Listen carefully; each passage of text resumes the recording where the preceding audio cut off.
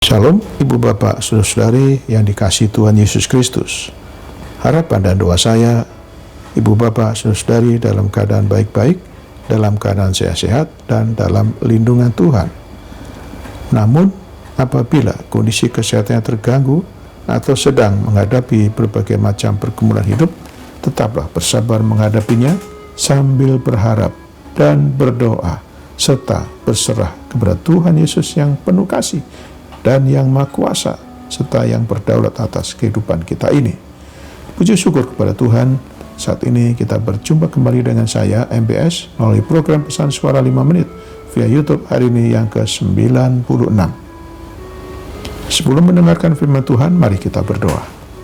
Bapa di surga, kami bersyukur atas kasih setiamu yang selalu setia menjaga dan melindungi kami sampai saat ini.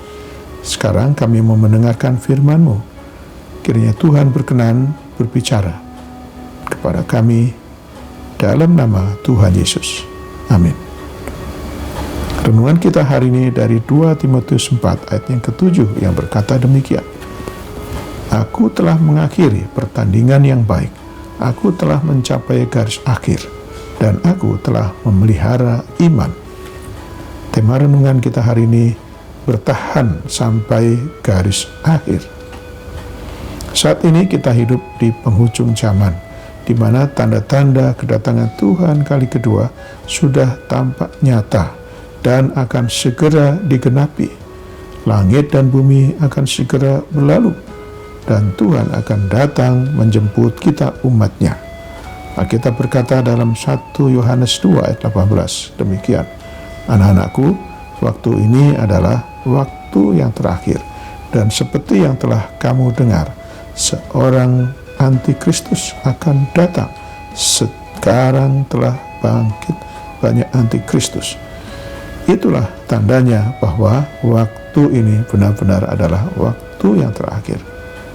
Mampukah kita bertahan sampai garis akhir, ataukah kita akan berhenti di tengah jalan dan kemudian menyerah? Tetapi kita bukanlah orang-orang yang mengurungkan diri dan binasa, tetapi orang-orang yang percaya dan yang beroleh hidup. Seperti tertulis dalam kitab Ibrani 10 ayat 39. Setiap orang percaya pasti mencapai garis akhir, asalkan dapat menyelesaikan setiap tugas yang Tuhan percayakan dengan baik.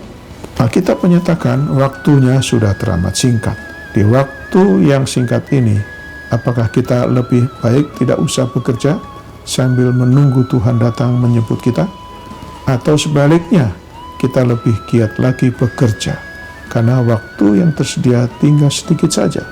Justru di waktu yang sangat singkat ini, kita harus mempergunakan kesempatan secara maksimal dan mempersiapkan diri dengan cara memperbaiki diri yang tidak benar dengan meninggalkan segala kefasikan dan semakin berapi-api melayani Tuhan hingga mencapai kedewasaan penuh dan tingkat pertumbuhan yang sesuai dengan kepenuhan Kristus, sehingga kita bukan lagi anak-anak yang diombang-ambingkan oleh rupa-rupa angin pengajaran, oleh permainan palsu manusia dalam kelicikan mereka yang menyesatkan, tetapi dengan teguh berpegang kepada kebenaran.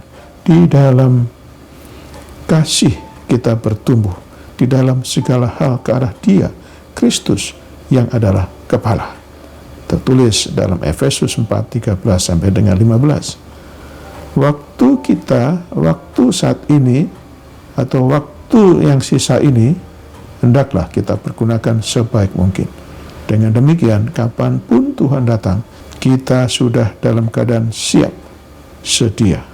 Rasul Paulus penuh keyakinan menantikan mahkota yang telah disediakan baginya, karena ia telah menyelesaikan pertandingannya dengan baik. Mahkota disediakan Tuhan bagi setiap orang percaya yang dapat menyelesaikan tugas sampai garis akhir. Demikianlah renungan kita hari ini. Selamat beraktivitas dengan iman dan imun yang teguh. Tuhan Yesus Kristus menyertai dan memberkati kita selalu. Mari kita berdoa. Bapa kami di surga, kami bersyukur untuk firman-Mu hari ini. Terima kasih atas pencerahan-Mu bagi kami saat ini, agar kami lebih waspada menjalani hidup di penghujung akhir zaman ini, agar kami tetap kuat dan teguh mempertahankan iman percaya kami kepadamu. Tolong mampukan kami agar kami juga bisa mengingatkan, menghibur, dan menguatkan iman sebagai saudara-saudara kami yang lemah, yang mundur, yang tidak setia lagi kepadamu atas pengaruh dunia yang semakin jahat ini. Ampunilah mereka dan pulihkanlah mereka, ya Tuhan. Bapa, kami berdoa bagi saudara kami yang sakit, yang sedang dirawat di rumah atau di rumah sakit. Kiranya Tuhan berkenan menjamah dan menyembuhkan mereka. Kami berdoa bagi saudara-saudara kami yang sedang bergumul dengan berbagai macam masalah kehidupan ini. Masalah rumah tangga, masalah pekerjaan, masalah pelayanan, masalah ekonomi, dan lain sebagainya. Kiranya Tuhan berkenan menolong dan memberikan jalan keluar bagi mereka. Berkatilah seluruh aktivitas kami hari ini, ya Tuhan.